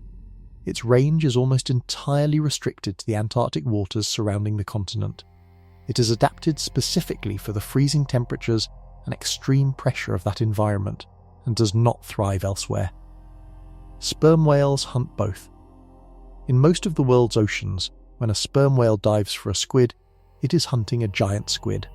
In the Southern Ocean specifically, the prey is the colossal squid. The shift between hunting zones represents a significant change in what the whale faces at the bottom of the dive. The giant squid puts up a fight. Its rings create scars, its beak inflicts damage, the colossal squid fights harder, its hooks go deeper, its beak is proportionally larger and more powerful. Its mass means it resists swallowing with greater force. The hooks detach and embed in tissue more frequently. The internal damage from the beak and radula is more severe. Southern Ocean sperm whales, the ones that specifically hunt colossal squids, carry heavier scarring on average than whales hunting in other regions. The difference in scar density between a whale that hunts giant squids and one that hunts colossal squids is measurable. The colossal squid is the harder fight, every time. And yet the colossal squid is the prey. The giant squid is also prey. Both are outweighed, outpowered, and consistently caught by an animal that finds them in the dark through sound alone. What separates the two squids from each other is the degree of resistance they offer. That resistance is more meaningful than it might appear. Because there is a theory about how the colossal squid might be doing more than simply fighting back with hooks. There is a possibility that it has a weapon that affects the whale's most critical sense. And if that weapon works the way some researchers believe, the entire dynamic of the hunt shifts in a way that nobody fully anticipated. Every squid can produce ink. That is one of the most well-known facts about cephalopods, the group that includes squids, octopuses, and cuttlefish. When threatened, the animal fires a cloud of dark ink into the water around it. The ink is thick, dark, and opaque. It creates a visual screen that obscures the animal from view while it escapes. In clear, lit water near the surface, this works extremely well. A predator chasing a squid suddenly has its vision blocked by a dark cloud. The squid changes direction under cover of that cloud. The predator overshoots. The squid escapes. At the depth where sperm whales hunt colossal squids, there is no light. The water is completely dark. A cloud of dark ink in dark water is invisible. It blocks nothing. It obscures nothing. It provides exactly zero protection. So here is the question that some researchers began asking. Does the colossal squid still produce ink? And if it does, has that ink changed? The colossal squid does produce ink. The ink glands are present in the specimens that have been recovered and examined. But the colossal squid has been evolving in the complete darkness of the deep southern ocean for an extremely long time. The selective pressure that shaped it favours adaptations that work in that environment. An adaptation that only functions in lit water would not be reinforced by natural selection at those depths. Some biologists proposed that the colossal squid's ink might have changed. That instead of producing a dark, opaque cloud, the squid might produce an ink that is bioluminescent. A glowing cloud rather than a dark one. In the deep ocean, a glowing cloud would be far more disruptive than a dark one. The sperm whale hunts through echolocation, building its picture of the environment through sound rather than sight. But the whale's eyes are not entirely useless. They can detect bioluminescent light, and a sudden burst of bright, glowing material in the water directly in front of the whale might cause a momentary visual disruption at the same time as it scatters and confuses the acoustic picture. The ink cloud, if luminescent, could serve as a multi-sensory disruption. Not just a visual screen, but a glowing distraction that the whale's eyes register while the squid jets away in a different direction. This theory has not been confirmed. The ink of the colossal squid has not been fully analysed in live animals under realistic deep-sea conditions. The specimens recovered are dead and incomplete. The ink glands can be examined, but what they would produce in a living animal under stress in its natural environment is not definitively known. The theory is supported by the existence of luminescent ink in other deep-sea cephalopods. Some squid species that live at moderate depths have been documented producing ink with bioluminescent properties. The colossal squid's extreme habitat would make luminescent ink even more useful there than at moderate depths. Whether it actually works against the whale's sonar in any meaningful way is another open question. The acoustic image the whale builds from echolocation is detailed enough to track a fast-moving squid through the dark. Whether a luminescent ink cloud scatters returning echoes enough to confuse that image is a physics question that has not been tested in real conditions. The deep ocean keeps its secrets well. And the more you look at what happens down there, the more you realise the battlefield itself plays a role in shaping the fight. The darkness is the environment both animals work within, and that darkness is not empty. The deep ocean glows, faintly, unevenly, in scattered patches and brief flashes, but it glows. Biologists studying the mid-water column, the zone between the surface and the seafloor, estimate that up to 90% of the creatures living there produce some form of bioluminescence. The glow comes from chemical reactions inside living cells, the same basic chemistry that makes fireflies light up on a summer night, scaled across billions of organisms in billions of gallons of water. The light does not look like daylight. Nothing in the deep ocean looks like daylight. The bioluminescent glow is cold, pale and blue-green, the wavelength that travel best through deep water. Individual flashes last fractions of a second. Larger patches glow steadily for minutes before fading. The overall effect is a diffuse shifting illumination that provides just enough visual information for eyes adapted to detect it. The colossal squid's eyes evolved specifically for this environment, 12 inches across, with pupils that can open extremely wide to gather every available photon. The eyes of the colossal squid are tuned to the exact frequency and intensity of bioluminescent light at hunting depth. They are essentially the most efficient low-light vision system ever developed by a living animal. Both predator and prey exploit this light. The whale cannot prevent itself from disturbing bioluminescent organisms as it moves. Its body pushes water aside in a pressure wave that spreads forward from its face. Every organism in that wave responds to the disturbance with a flash. The wave of light travels ahead of the whale and announces its arrival to anything with eyes sensitive enough to detect it. The squid, hundreds of feet away, reads that approaching glow and gets its warning. But the whale may use bioluminescence offensively as well, Moving at speed through dense patches of glowing organisms, the whale's wake lights up in its entirety. The acoustic image the whale has built through echolocation already tells it where the squid is. But the bioluminescent wake might provide additional targeting information by revealing how the water is moving around the squid's body as it jets away. Water disturbed by a fleeing squid would also trigger bioluminescent responses in the organisms around it, creating a trail of light that a whale behind it could potentially track visually. Neither the whale using bioluminescence as a tracking tool nor the squid using it as a warning system has been directly observed. Both behaviours are inferred from the physics of the environment, the capabilities of the animals involved, and what researchers have documented about similar behaviours in related species at shallower depths. What is confirmed is this: the deep ocean is a place where light means information, and both of these animals have evolved to read that information faster than the other. The squid sees the whale coming.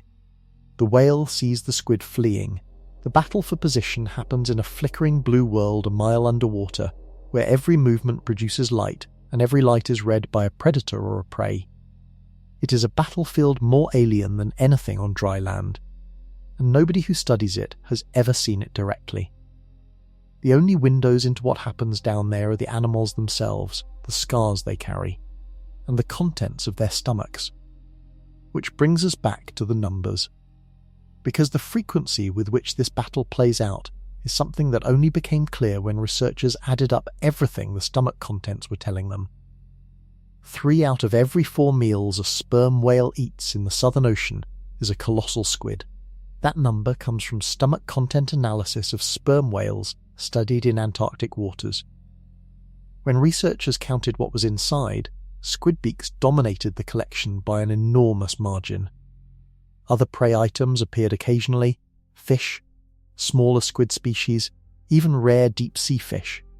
But the colossal squid accounted for roughly 3/4 of the diet by count, and probably an even higher percentage by caloric value, given how much heavier each colossal squid is than alternative prey. 3/4 is a number with enormous implications. A whale that relies on a single prey species for 3/4 of its nutrition is deeply committed to that prey.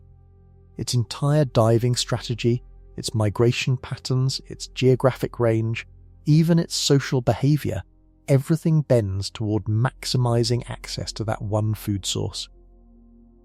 In the Southern Ocean, that means travelling to the feeding zones where colossal squids concentrate. Scientists tracking sperm whale movements found that adult males in particular make long, deliberate migrations towards specific regions of Antarctic water where squid abundance is highest. The whales are not wandering randomly, they are navigating to the source, and when they arrive, they feed intensively. Sperm whales can make multiple deep dives per day during active feeding periods.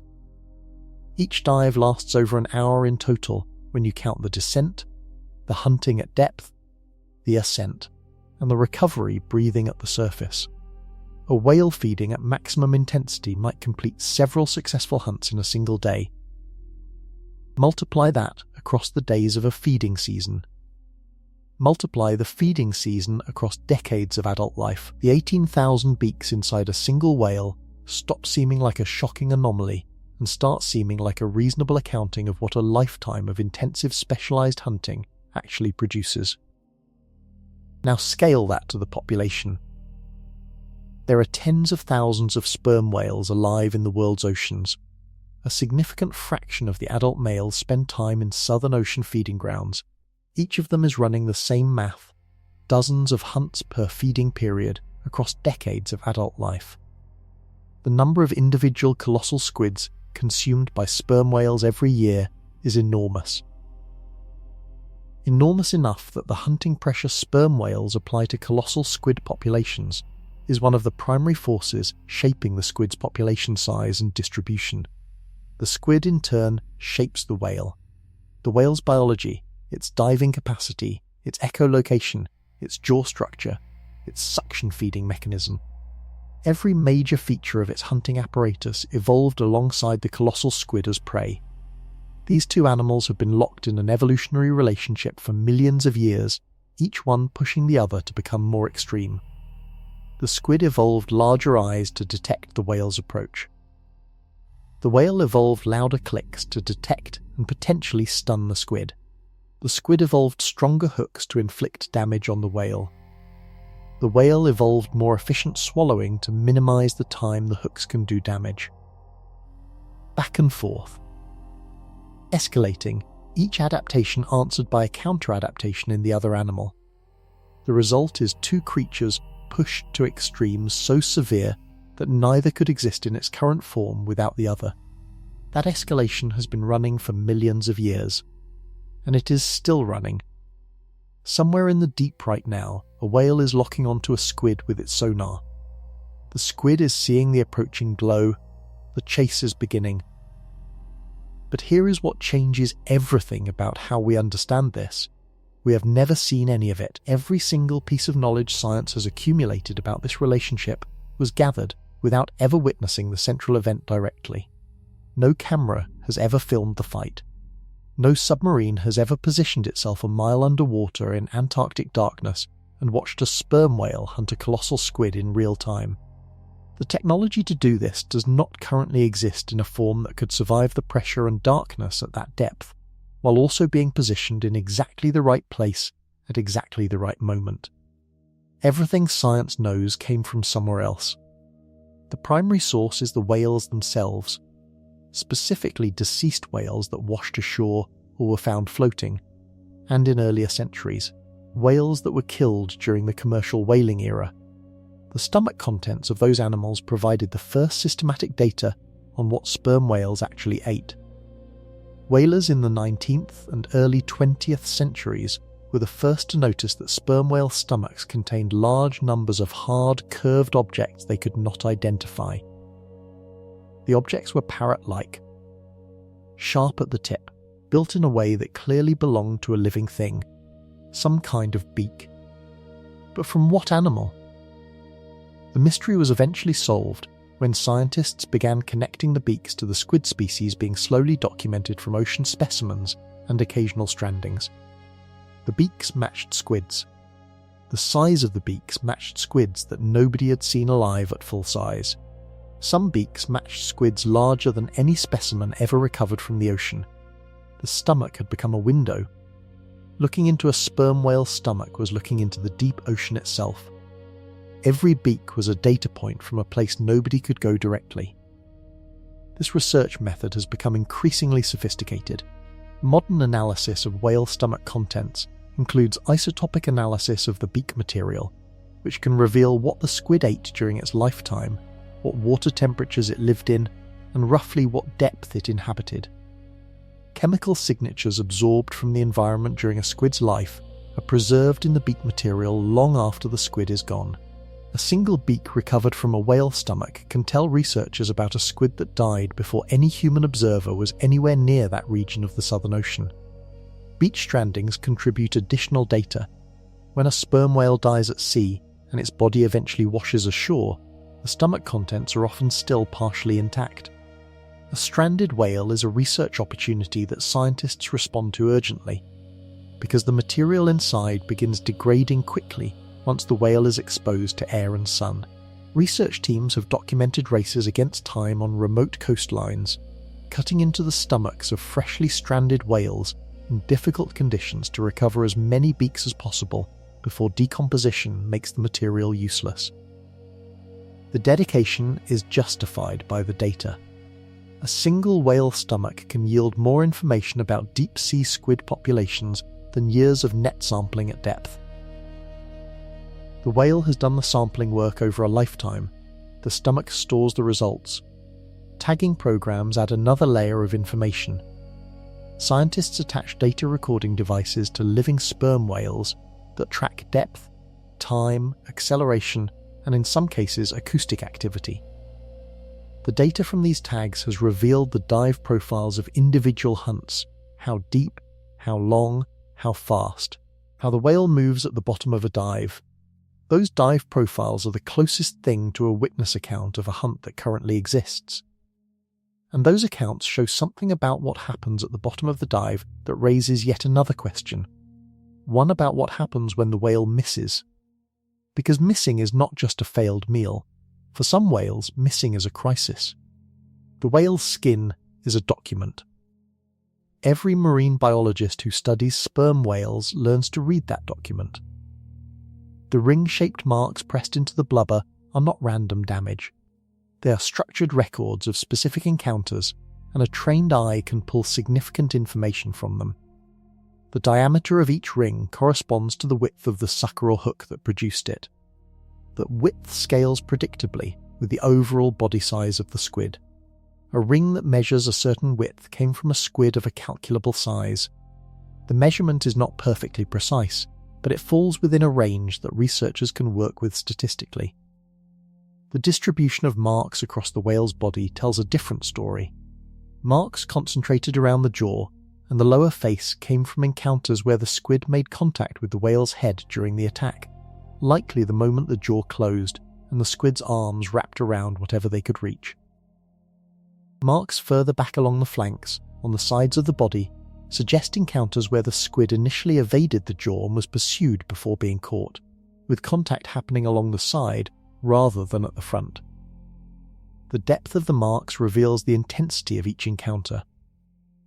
A shallow ring that barely pressed into the blubber layer suggests a brief contact, possibly a glancing strike where the squid fought briefly before being overwhelmed.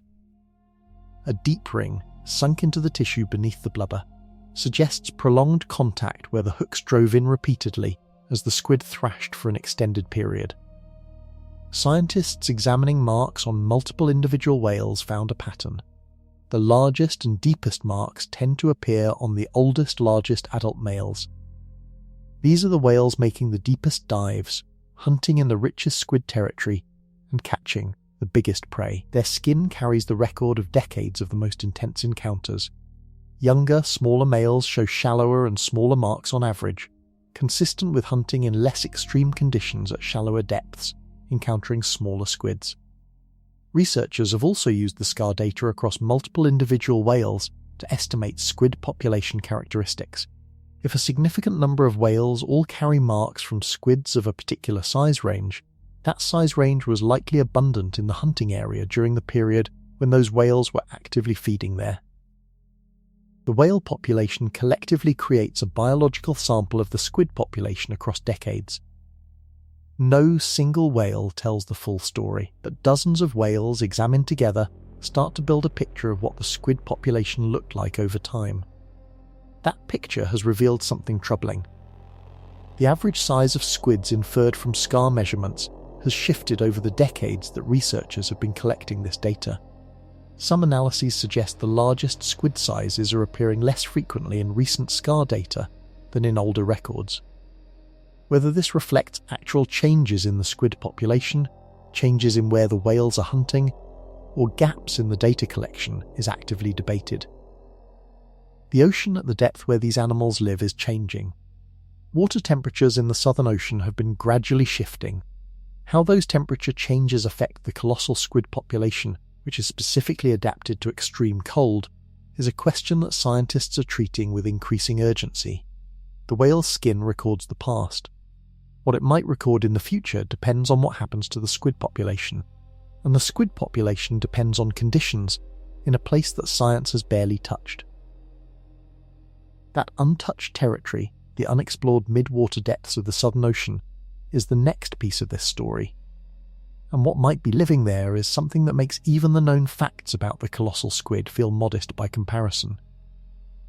The largest colossal squid ever recovered and properly measured was pulled from Antarctic waters in 2007. A fishing vessel operating in the Ross Sea hauled it up in a net targeting a different species entirely. The squid came up alive, too exhausted to escape, and was eventually frozen and transported to New Zealand for scientific examination. Laid out and measured, the squid was massive, around 14 feet long in the mantle alone, with a total body weight close to 1,100 pounds. The researchers who examined it described it as the largest cephalopod ever documented. Its eyes were measured and confirmed as the largest in the animal kingdom. The hooks on its tentacles were intact and clearly showed the rotating joint structure that makes them so devastating. every measurement set a record, and then scientists looked at the beaks inside sperm whale stomachs and realized the record they had just set was almost certainly incomplete. The beak of the 2007 specimen was measured carefully. Researchers then examined archived whale stomach contents and identified beaks significantly larger than the one from the largest confirmed squid. Beaks that, when the size calculation was run, implied animals with total body masses well beyond what the record specimen showed. How much larger? The estimates vary. Some calculations suggest the beaks imply squids 30 to 40% heavier than the largest confirmed specimen. That would push the mass of the largest colossal squid well above 1,500 pounds and potentially higher. Other researchers applying different measurement models get more conservative numbers, suggesting only a modest size increase beyond confirmed records. The disagreement comes down to the precision of the beak to body size calculation, which involves assumptions about body proportion that may not hold at the extreme end of the size range. Very large squids might have different proportions than average-sized ones. Extrapolating from average animals to potential maximum animals introduces uncertainty, but the fundamental observation remains. Some beaks inside whale stomachs are larger than the biggest confirmed squid could have produced. Something made those beaks. Something the whale caught and ate. Something that was never recovered, never measured, and exists in the scientific record only as a curve of chitin sitting in a stomach. The deep Southern Ocean is the obvious place for larger individuals to exist. The deepest parts of the Antarctic seas extend to depths well beyond where any commercial fishing gear operates. Research submersibles capable of reaching those depths are rare, enormously expensive to operate, and have limited time on the water. The vast majority of the deep Southern Ocean has never been directly observed by any instrument. An animal the size of the colossal squid, living in darkness at crushing pressure, in some of the most remote water on Earth, could exist at larger sizes than anything ever caught without any scientific awareness of it. The ocean is large enough and deep enough for that to be true. Larger individuals, if they exist, would feed more. Their beaks would be bigger. Their eyes, scaled upward, would be even more extreme. Their hooks would be longer and wider. Their encounters with sperm whales would leave the largest and deepest scar rings found on any whale. The biggest marks on the biggest whales might be records of encounters with animals that have never been seen, and if something that heavy and that heavily armed ever surfaced its fight with a sperm whale from the depths, the outcome of that particular hunt would be far less certain than the usual result. What that encounter would actually look like is where science ends and calculated uncertainty begins. Think about what it would mean to reconstruct a crime scene where the event happened over a mile underground, in complete darkness, in a location you cannot physically reach, with no witnesses, no cameras, and no recordings of any kind. The only evidence available is what the participants carried away from the scene on their bodies and in their stomachs.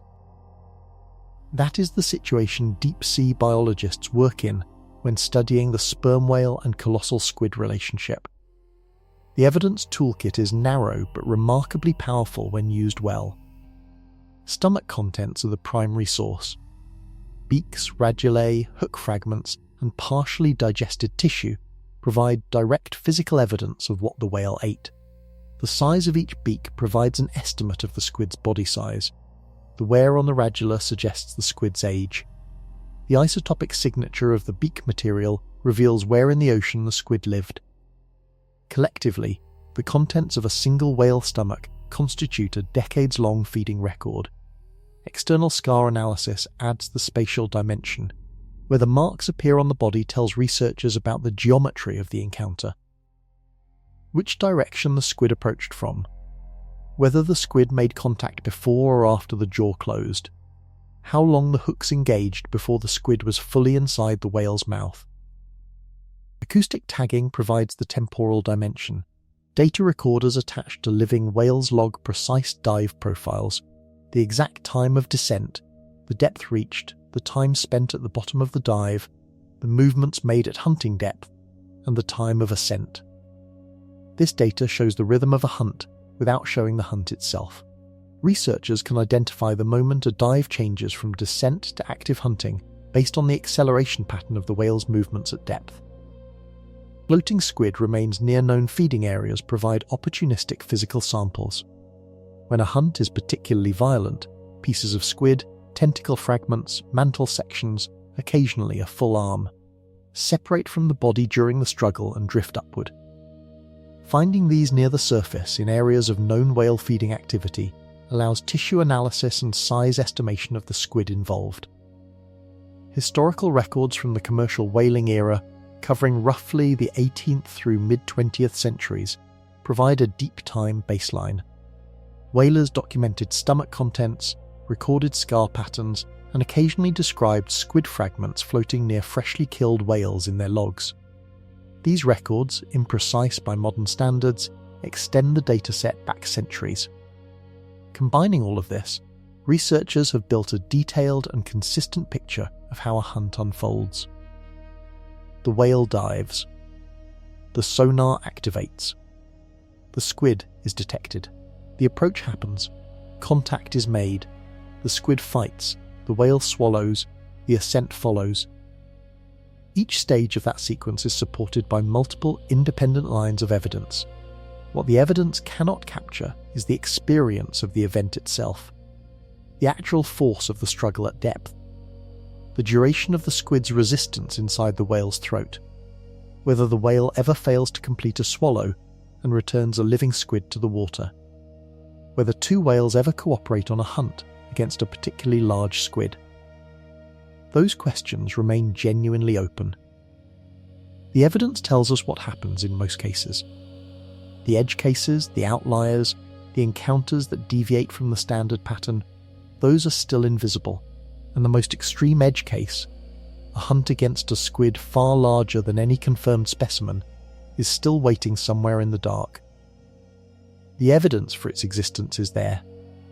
The encounter itself has never been documented. What happens to a whale hunting something that large changes the story in ways that matter beyond science. It changes what the deep ocean actually is. The dive costs everything.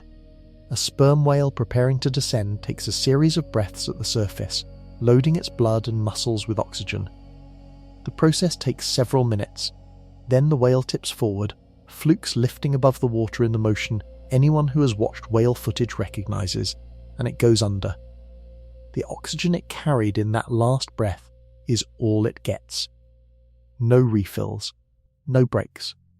The clock starts the moment the flukes disappear. On the way down, the whale's physiology begins a carefully managed rationing process. The heart rate drops significantly, a response called bradycardia that reduces the rate at which the body burns through oxygen reserves.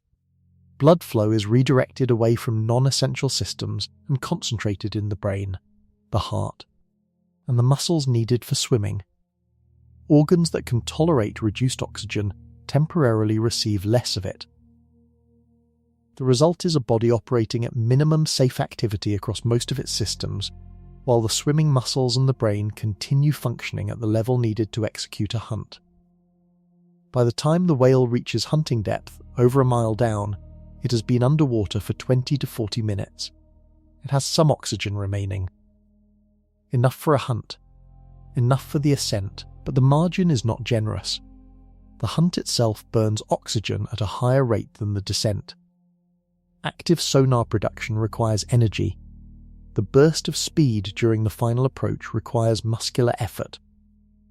Wrestling a struggling 1,300-pound squid and forcing it down the throat requires sustained muscular effort across minutes. Every second of that struggle at depth reduces the remaining margin for the ascent. A sperm whale that takes too long at the bottom of a dive and depletes its oxygen reserves too far before beginning the ascent faces a dangerous situation on the way up. The body's remaining oxygen gets depleted during the climb. Tissues begin operating without adequate oxygen. The brain, which is the most sensitive organ to oxygen deprivation, starts experiencing the effects first. Sperm whales have been documented surfacing after very long dives in a disoriented state, swimming in irregular patterns and taking unusually long to resume normal breathing. Researchers believe these episodes may reflect mild oxygen depletion during an extended dive or a particularly difficult hunt. For young and inexperienced whales, the risk is higher. A young whale that misjudges its oxygen budget, spending too long at depth pursuing a squid that evades it, and then spending more oxygen than calculated on the ascent, can surface in serious distress. The hunting efficiency that comes from proper technique, the gravity tilt, the precise acoustic tracking, the optimal intercept angle, is not just about catching more squids, it is about surviving the attempt. A hunt that takes longer than expected at depth can threaten the hunter. This is the pressure that shaped the whale's extraordinary hunting apparatus over millions of years. Every second of inefficiency at the bottom of a dive is a second of survival risk on the way back up. Natural selection favoured whales with better sonar, faster intercepts, and more efficient swallowing, not because those traits produced more food in a given attempt, but because they produced food without killing the hunter in the process. The squid's resistance, the hooks, the thrashing, the beak, every second of delay those weapons create is delay that costs the whale oxygen it needs to make it home.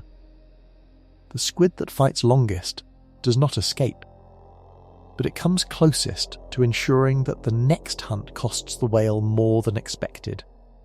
The whale surfaces empty. After an hour and a half below the water, after burning through its oxygen reserves on the descent and the hunt and the ascent, it breaks the surface and breathes without a meal. The effort was total. The result was nothing. This happens. The sonar loses the target in a particularly complex section of water. The squid fires its jet at an unexpected angle, and the intercept calculation is wrong by a fraction of a degree. The squid reaches a depth or position where the whale cannot follow.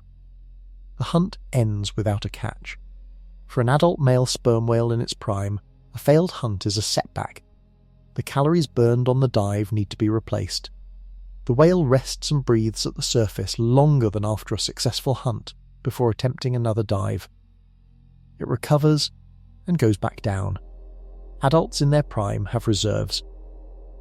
Fat stores built over years of successful feeding can sustain a whale through periods of poor hunting success.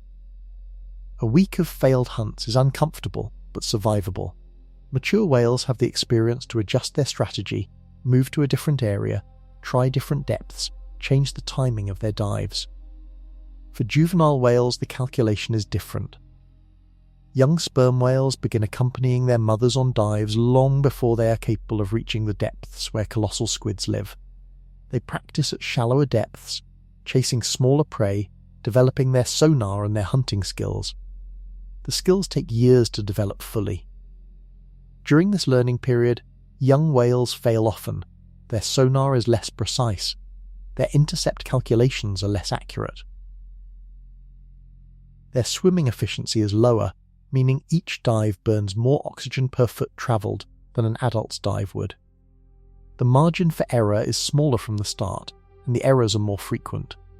A juvenile whale that fails repeatedly during a feeding period loses condition faster than an adult would under the same circumstances. Without the fat reserves of a mature animal, a young whale cycling through failed dives can lose body condition measurably over the course of weeks. Researchers studying sperm whale populations found that juvenile mortality is highest during periods of low squid abundance in the Southern Ocean. When the squids concentrate at greater depths or shift their distribution away from the areas where young whales practice hunting, the juvenile death rate climbs. This link between squid availability and whale survival runs both directions through the life cycle. Calves and juveniles are most vulnerable to hunting failure. Old whales whose sonar is degrading are more vulnerable to hunting failure. The prime adult years, where the whale is large, experienced, and physically capable, are the period of greatest hunting success. The colossal squid, by being difficult prey, contributes to the natural selection of the whale population. The harder the squid fights, the more it rewards whales with superior hunting ability. The whales that survive to reproduce are the most efficient hunters. Their offspring inherit those traits. The squid is killing some of the whales that hunt it, not by overpowering them, by being difficult enough that less capable whales fail to feed adequately and fail to survive. The prey shapes the predator's population. The predator shapes the prey's population. The relationship has been running this way for millions of years, deep underwater that nobody has ever seen, producing two animals that have pushed each other to the edge of what biology allows. How far the deep ocean extends beyond what we have reached, and what that unexplored territory might contain, is where this story reaches its most unsettling point. More of the surface of Mars has been mapped than the deep ocean floor beneath the midwater zone where sperm whales hunt. That fact is not an exaggeration. The resolution of seafloor maps for significant portions of the ocean is lower than the resolution of maps scientists have produced for Mars using orbiting satellites. The ocean hides its floor behind miles of water. Satellites cannot see through it. Mapping requires ships and sonar, a slow and expensive process that has covered only a fraction of the deep sea in meaningful detail. The midwater column is even less explored than the floor. The floor at least sits still and can be mapped with persistent sonar from a ship. The midwater is three-dimensional space, water all around, with nothing fixed to map. Creatures living in the midwater are mobile, distributed, and essentially invisible to any instrument not physically inside the same water with them. The depth at which sperm whales hunt colossal squids, over a mile, is within the range of some research submersibles, but submersibles capable of reaching that depth are extraordinarily rare and expensive. There are fewer than a dozen in the world capable of regular operation at those depths. Each dive requires extensive preparation, specific weather conditions, and logistical support that makes field operations in remote Southern Ocean locations nearly impossible for extended periods. The result is that the midwater Southern Ocean, the specific zone where every hunt described in this video takes place, has been directly observed by human instruments for a cumulative total of hours. Hours across the entire history of deep-sea exploration, covering a volume of water that could swallow most of Earth's major mountain ranges. We do not know what lives there beyond what surfaces accidentally, or what washes up dead on distant shores. The colossal squid itself was known to science for decades primarily through arm fragments found in whale stomachs and partial specimens brought up in fishing nets. The first photograph of a living giant squid, a close relative, was taken only in 2004. The first video of a live giant squid was captured in 2012. The first video of a live colossal squid at depth has never been taken. An animal as large as the colossal squid, living in the most remote and inaccessible water on Earth, could reasonably exist at sizes significantly beyond confirmed records without science having any direct knowledge of it. What else lives in that zone? What other species, what other interactions, what other biological systems exist in those miles of cold dark water is almost entirely unknown. The midwater ocean at extreme depths may contain the largest biomass of living organisms on Earth, distributed through an environment so vast and so inaccessible that science has sampled only a tiny fraction of it. The sperm whale and the colossal squid are the two largest and most dramatic creatures known to inhabit this zone. They are almost certainly not the only large animals there. They are simply the ones whose existence has been confirmed through enough physical evidence to be beyond scientific dispute. What else shares that darkness with them is a question that remains genuinely open, and the answers, when they eventually come, will likely force another revision of everything we think we understand about life in the deep ocean. The technology that could answer these questions exists in prototype form, and the one time a research vehicle came close enough to the right place to capture something extraordinary, it changed what the public understood about the deep sea in a single moment. In 2004, a team of Japanese researchers attached a camera and baited hooks to a line dropped into deep water in the North Pacific. They were attempting to photograph a live giant squid, an animal that had never been captured on any camera in its natural environment, despite being known to science for over a century. The camera sat at depth for hours. The bait drifted. The water was dark and empty. Then something grabbed the bait line. The photographs that came back from that camera showed a giant squid, alive, at depth, photographed in its actual habitat for the first time in history. The images were blurry, lit by the camera's own light source, taken at an angle that made size estimation difficult. But they were real.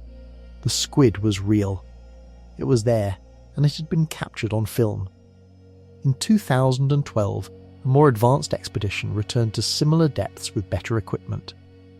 This time, the footage was video. A giant squid, filmed alive and moving through its natural environment. The footage circulated worldwide and was described as one of the most significant wildlife captures in the history of ocean research. The giant squid and the colossal squid are different animals, but the techniques developed to film the giant squid represent the closest science has come to capturing the other one. A live colossal squid has never appeared on any camera. The closest encounters have been fishing vessels accidentally catching the animals in nets meant for other species, recovering them at the surface either dead or dying. The 2007 specimen, the record holder, arrived at the surface in this way. Operating a camera system capable of filming in the Southern Ocean at hunting depth is dramatically more difficult than the North Pacific operations that captured the giant squid footage. The Southern Ocean is one of the most hostile maritime environments on Earth. Storms are severe and frequent. Swells reach enormous heights. Maintaining a research vessel in the specific location required for a deep camera deployment is a logistical challenge that defeats most efforts. The water temperature at depth makes electronics harder to manage. The pressure at that depth demands more robust and expensive housing for camera systems. The specific behavioural patterns of the colossal squid, which scientists do not fully understand, make baiting and positioning a camera system in a relevant location difficult. Every expedition that has attempted to film the colossal squid in its habitat has returned without footage. This absence of footage is significant beyond the obvious scientific interest. Everything known about the colossal squid comes from dead or dying specimens and indirect evidence.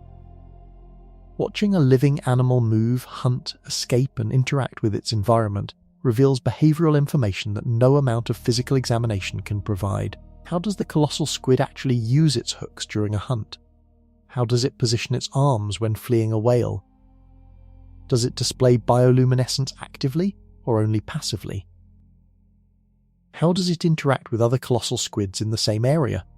All of these questions are open. All of them would be answered within minutes of successfully filming a healthy animal in its natural environment. The footage does not exist yet. The animal remains unseen in its own habitat. The battle remains invisible. But the question of what that battle looks like when the squid involved is far larger than anything ever confirmed, raises a possibility that scientists have been careful not to overstate, but equally careful not to dismiss. The largest confirmed colossal squid weighed close to 1,100 pounds and carried hooks on tentacles wide enough to leave ring marks several inches across in whale blubber. The encounters that squid had with sperm whales before it was caught produced scars the research team estimated from surrounding whale populations in the area. Now take that animal and scale it up by 30%. A colossal squid 30% heavier than the confirmed record would weigh around 1,400 to 1,500 pounds. Its mantle would be thicker, its arms would be longer and more muscular. The hooks on its tentacles would be proportionally wider, producing scar rings larger than anything in the existing record. Its beak, scaled to the same proportion, would be the size of the largest beaks ever found in whale stomachs. This is the animal implied by those oversized beaks. The one already in the evidence, already documented in the stomachs of adult male sperm whales, already confirmed to have been caught and eaten at some point in the past. How would a hunt against an animal that size differ from a standard hunt? The acoustic detection would be the same. The whale's sonar tracks objects by their density and movement, and a larger squid would produce a stronger, more distinct echo. Detection might actually be easier. The intercept would be harder. More mass means more momentum. A squid 30% heavier than the record would require more force to change its direction. Its jet propulsion, driving that mass through the water, would produce a more powerful burst that covers greater distance per pulse. The whale's intercept calculation would need to account for an animal that decelerates less between bursts. The sonic stun, if it works as the theory suggests, would need more energy to be effective against a larger nervous system. A bigger animal might require a more powerful acoustic burst to achieve the same level of disorientation. The jaws closing around it would be the same jaws. The whale's jaw size does not scale with the prey. A whale that regularly eats 1,300-pound squids would find a 1,500-pound squid at the edge of what its jaw can effectively manage. The hooks driving into the whale's skin would be wider. Wider hooks, set into blubber with the full force of a heavier, stronger animal thrashing against confinement, would drive deeper and leave larger marks. The scar rings produced would be the largest ever seen on a whale. The internal damage from the beak would be greater. A proportionally larger beak, driven by stronger closing muscles, would produce deeper cuts in the whale's throat and upper digestive tract. The swallowing process would take longer. More mass to move, more resistance. The gravity tilt technique would help, but a 1,500-pound squid fighting the swallowing process with stronger arms for a longer period burns more of the whale's oxygen at depth. A whale hunting a squid at that size would surface more scarred, more depleted, and carrying the largest beak ever to settle at the bottom of its stomach. The whale would still win. The math of 90,000 pounds against 1,500 still resolves the same way, but the cost would be higher. The encounter would be closer to a genuine trial for the whale than a standard hunt. And if the estimates are wrong in the conservative direction, if the ocean holds something still larger than the 30% extrapolation suggests, the calculation starts to shift in ways that are difficult to predict. Science does not know exactly how large a colossal squid can get. The deep ocean has not shown us its maximum yet. Every hunt that ends with a whale surfacing from the deep sets off a chain reaction in the ocean above. The whale spent an hour at depths where temperatures are just above freezing and nutrients are concentrated in the bodies of deep-sea organisms. It ate a squid that itself had eaten countless smaller creatures during its life. All of that biological material, all of those nutrients, everything the squid had accumulated from its years of feeding in the deep, is now inside the whale. The whale rises, it reaches the surface, it breathes, rests, and eventually defecates. What the whale releases at the surface is nutrient-rich. Iron, nitrogen, the chemical building blocks that ocean life at the surface depends on to grow. The deep ocean is loaded with these nutrients, concentrated in the tissues of the creatures that live there. The surface ocean is often nutrient poor, because sunlight and warmth encourage the growth of organisms that quickly use up whatever is available. The sperm whale acts as a pump. It goes down to where the nutrients are concentrated, absorbs them in the form of squid, and releases them at the surface where they can fuel the growth of microscopic plant, like organisms called phytoplankton. Phytoplankton form the base of the ocean food chain. More phytoplankton means more of everything that eats it, from tiny crustaceans to fish to other whales. Scientists studying this process in the Southern Ocean calculated that sperm whale feeding and defecation patterns contribute meaningfully to the nutrient cycling that sustains the entire upper ocean ecosystem in that region. The hunt between a sperm whale and a colossal squid is not just a predator-prey encounter, it is a nutrient transfer operation. The deep ocean feeds the surface ocean through the body of the whale.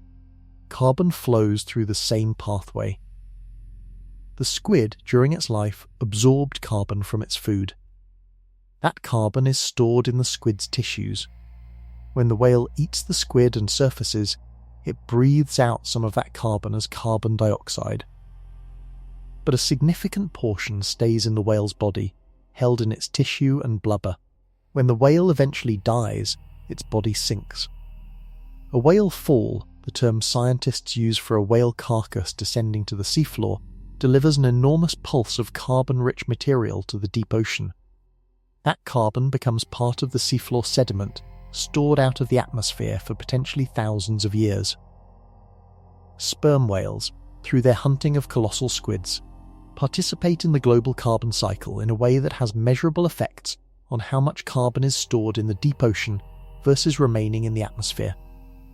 Reducing sperm whale populations, which commercial whaling did severely during the 18th through 20th centuries, reduced this carbon pump.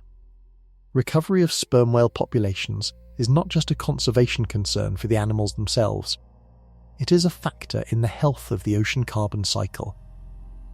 The battle in the deep, violent and invisible, feeds the surface world. Every scar on the whale, every beak in the stomach, every failed or successful hunt connects to the food web you can see and the atmosphere you breathe. The most remote fight on Earth turns out to matter more than anyone watching from the surface could ever have guessed. And after millions of years of this fight continuing in the dark, the final question that scientists still cannot fully answer is the one that captures everything unresolved about these two animals, everything the evidence points toward, but cannot confirm. Millions of years. The sperm whale and the colossal squid have been locked in this relationship for millions of years, long before humans existed, long before the Antarctic ice sheets took their current form, long before any instrument existed that could detect or record what was happening in the dark water below the Southern Ocean. In that time, the relationship produced two of the most extreme animals ever to live on this planet. The whale grew large enough to hold its breath for over an hour and survive pressures that would destroy almost any other mammal. Its skull developed a biological sonar system more sophisticated than anything human engineers built until the 20th century. Its jaw evolved the suction capacity to swallow prey approaching a ton without chewing. Its blood and muscles store oxygen with an efficiency that defies the usual rules of mammalian physiology. The squid grew eyes the size of dinner plates to detect faint glowing halos in total darkness. Its arms developed rotating hooks made of material harder than most organic structures. Its beak became chemically indestructible. Its body reached a mass that makes it the heaviest animal without a backbone that has ever been confirmed to exist. Both animals are at the edge of what biology allows for their respective body plans. And yet the question of which one ultimately controls the deep remains, in a meaningful sense, open. The whale catches the squid. That is the established outcome of almost every documented encounter. The whale wins. The squid is eaten. But the squid leaves its marks. On the whale's skin, in the whale's stomach, in the whale's body, where beak fragments and hook pieces settle into scar tissue and remain for decades. The squid, in the act of losing, shapes the winner permanently. And the squid population has survived, despite the whale's hunting pressure, despite the 75% diet dependency, despite thousands of individual squids being consumed every year by sperm whale populations in the Southern Ocean. The colossal squid is still there. Its population has not collapsed. It has not been hunted to the edge of extinction the way whale populations were by human whaling. The squid's resilience comes from the deep itself. The most extreme parts of its habitat are inaccessible even to sperm whales. At depths beyond where the whale's oxygen reserves allow it to hunt, the colossal squid exists beyond reach. A refuge of pressure and cold and darkness that even the most capable predator cannot penetrate. Whether something still larger than any confirmed specimen lives in that refuge is the question that science cannot currently answer. The oversized beaks in whale stomachs point toward yes. The absence of any direct evidence points toward the honest answer being, we do not know. The deep Southern Ocean is large enough, deep enough, and sufficiently unexplored to contain animals that science has not yet described. The colossal squid itself was poorly known until relatively recently. Its maximum size is still debated. Its behaviour in its natural environment has never been directly observed. After millions of years of evolution, after all the escalating adaptations, after all the battles fought in total darkness over a mile underwater, the final truth about these two animals is this: we have only seen the edges of what they are. The deepest parts of their world, where the largest individuals live and the most extreme encounters happen, remain beyond reach. The whale surfaces. Scarred, full, breathing, below it, somewhere in the dark, the squid that survived this dive moves on, eyes open. Hooks ready. The deep keeps its secrets.